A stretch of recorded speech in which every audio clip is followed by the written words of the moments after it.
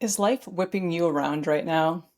One day you're up, the next day you're down. You're sideways, this way, that way. You're feeling like you're in a whirlwind and you're having a hard time finding your footing. I know it's happening to me right now. There's all kinds of energies in the world, natural disasters, wars, politics, all kinds of things in the news, weather. Oh my gosh, the weather is so dramatic these days. Everything they report on is like it's that adrenaline, like push and trying to get your attention. And it is exhausting and it can be quite anxiety filling. I don't know about you. I just want to try and live my best life. And I want to help others do the same. And it's hard. It's hard, but it's possible.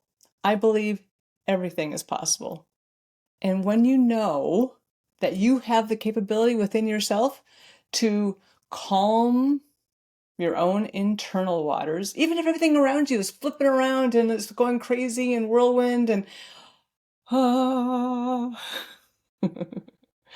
you always have yourself to come back to. In fact, I put this recently. It's a North Star. I interpret it as a North Star. And you got to find your North Star.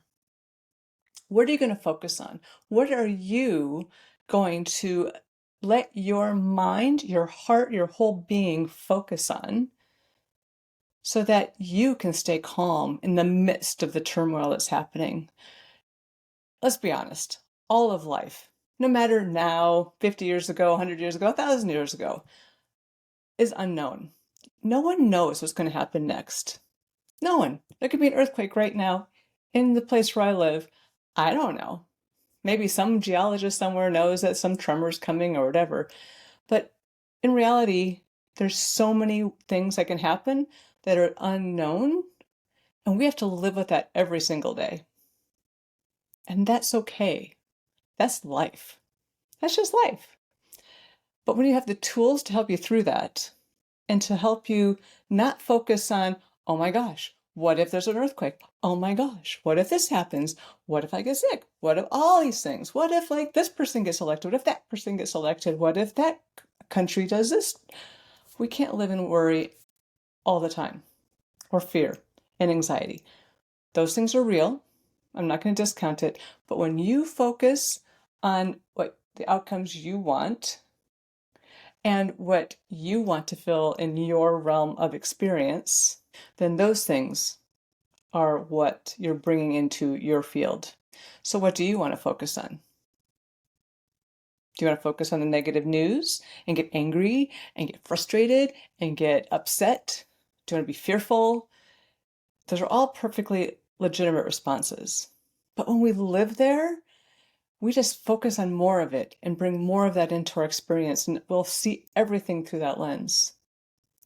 But when we decide that we don't want that to be our reality, and we focus on the good that is happening around us, that the good that we can generate in the world. Because I've got to tell you, the news tells us one story, and reality is another story. Because there's so much good in the world. You've got friends who love you, family that loves you, I hope. I've got animals that I can cuddle up with, and I know they're going to give me unconditional love at any given moment. So animals are always good for like feel good. Like, oh, there's something good in this universe. Spring is here, new life is happening, babies are being born that are adorable, and there's so much good to focus on. Goals, having meaningful goals and feeling alive in our body by what makes us feel alive. For me, it's dancing, it's going on walks, having meaningful goals that I can actually like wake up every morning and work towards. And it's connection with the people we love. It's connection with our families, our friends, new friends, making new acquaintances that turn into deep, meaningful relationships.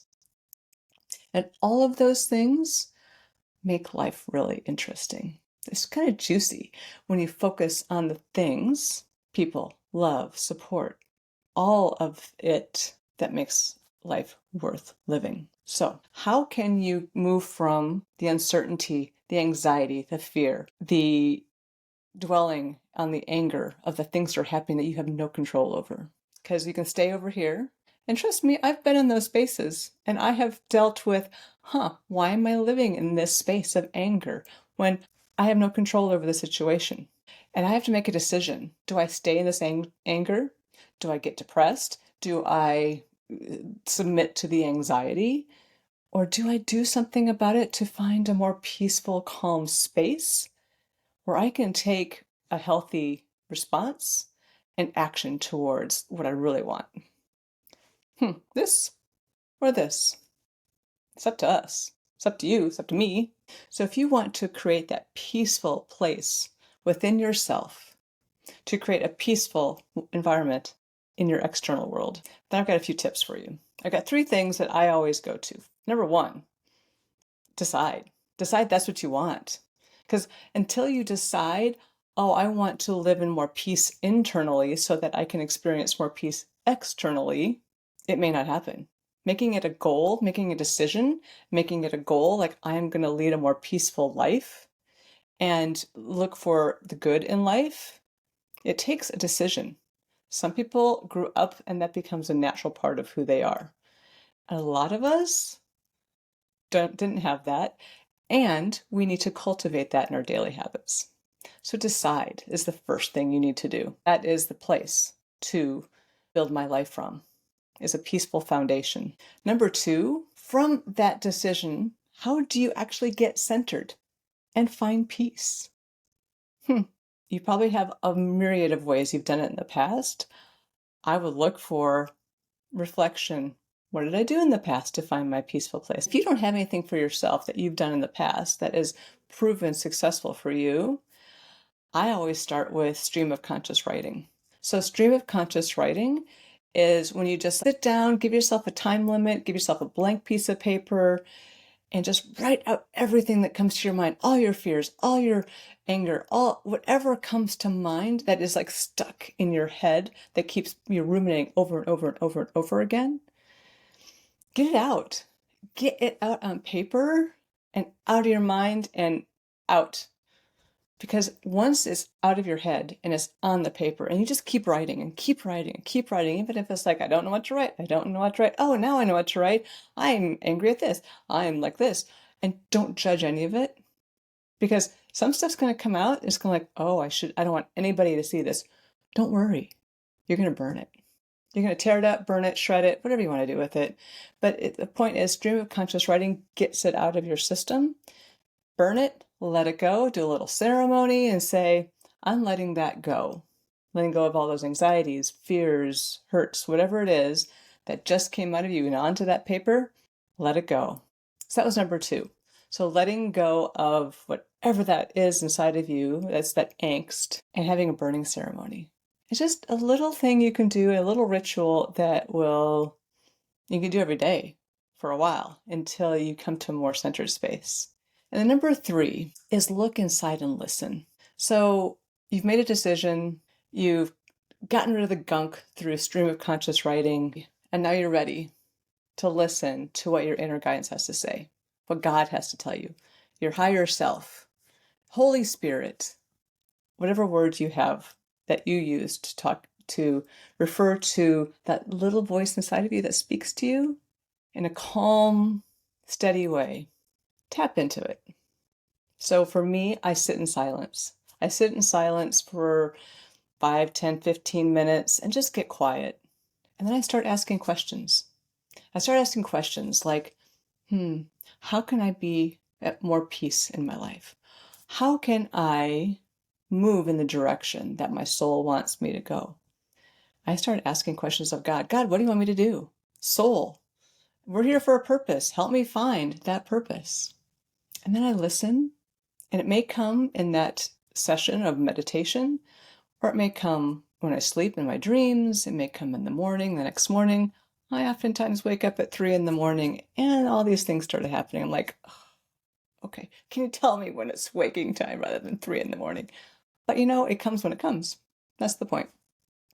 And as you hear things in the session or at 3 a.m. or whenever the little voice starts speaking to you, write it down, because it's so easy to forget. And if you write it down, you'll have that frame of reference to not only like get it in your mind, but get it on paper and you'll be able to remember it. And go back and take a look at what is God telling me through all of my sessions and prayers and meditations when I ask him questions. And I'm going to add a fourth one because it's part of number 3 and it's kind of not, but if you're going to add a fourth one, it'd be to take action.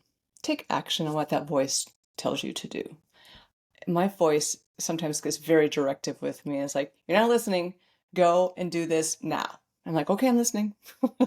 I get up and I do whatever it is that it tells me to do. But I'm always, always thankful because I promise you, if you start acting on what your inner guidance is telling you, your life unfolds in ways that are often surprising and always much more interesting than what you could have dreamed up on your own.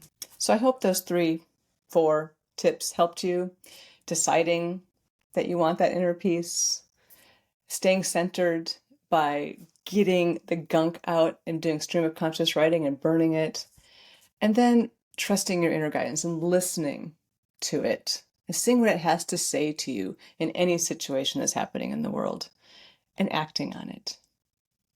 To live our best lives, we really have to look inside, and it's that simple and it's that hard. Because sometimes we don't trust what's inside of us.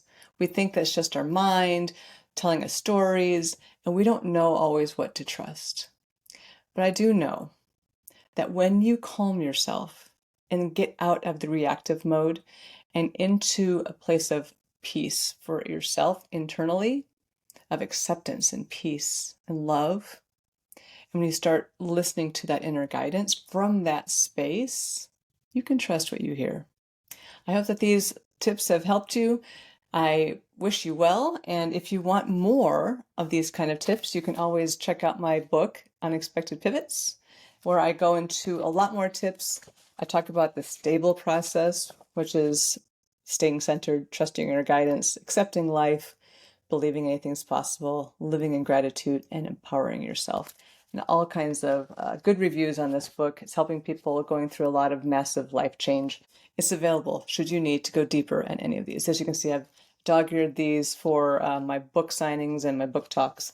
So this one's a well-loved version, but you can get a brand new one on Amazon.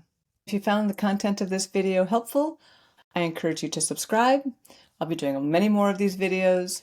Inner guidance is telling me YouTube, YouTube, YouTube. Get stuff out there. So I am listening and acting and I'm bringing these to you. Much love.